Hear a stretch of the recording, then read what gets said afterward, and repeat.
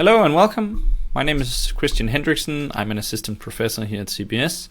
And in this video, I'm going to showcase a few easy ways that you can use ChatGPT and Bing to help out with the way you structure and conduct your teaching.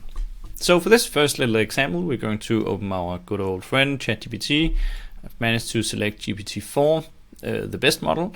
And suppose we now want to make a little case for our students.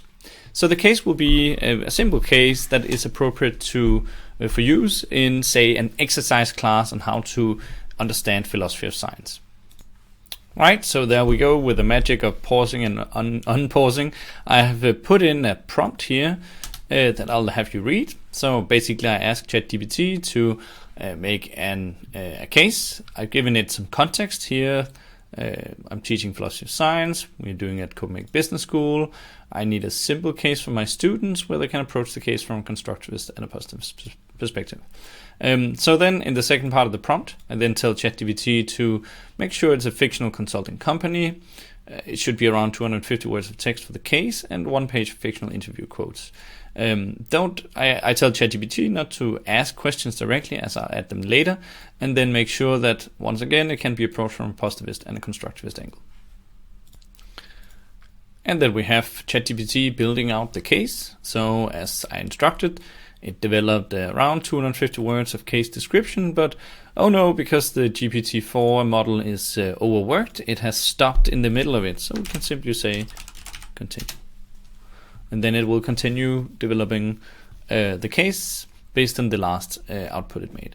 It's fairly common that when there's a peak load on ChatGPT, that it simply stops in the middle of the output, and then you can always simply say continue, and it will continue unless it's so overloaded that it breaks down. Right, and now we have it. So ChatGPT has developed some more interview quotes here.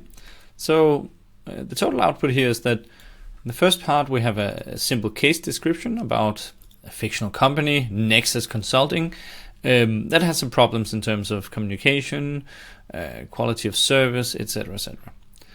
The power of ChatGPT now is that if we want to highlight some things, for instance, emphasize some elements in the case, we can simply ask it to. Suppose, for example, that we want the interview quotes to be fewer, but then deeper.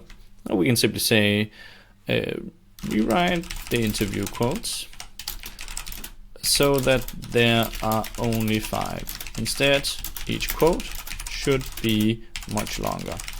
Also make sure that all quotes revolve around the tension between culture and profits. Right, and here we go. It has done more or less what I asked it to. Of course, it cuts out because it is overloaded right now. But it has more or less done what I asked it to. So rewriting the interview quotes and make sure that each quote also revolves around the tension between culture and profit. So here we have the first quote. It has expanded it quite significantly. And you can see now that in this fictional quote, the fictional employee is reminiscing about back the good old days when there was autonomy, creativity, and a unique company culture. And then as they experienced rapid growth, there was a shift in prioritizing profits over culture. So this is quite nice, right? Because you can simply iterate on the outputs that ChatGPT gives you, and you can then use that iterative process to make sure that the outcome is exactly what you need. So this is a very easy, simple way to use ChatGPT to make a simple first draft for a case, or wholesale develop the case for you if you want to. So you can simply take this and then copy paste it directly into a case document and give it to your students and ask them to work for it. Of course, in this case, I asked ChatGPT not to give an exercise assignment. So in this case, I would simply add it myself.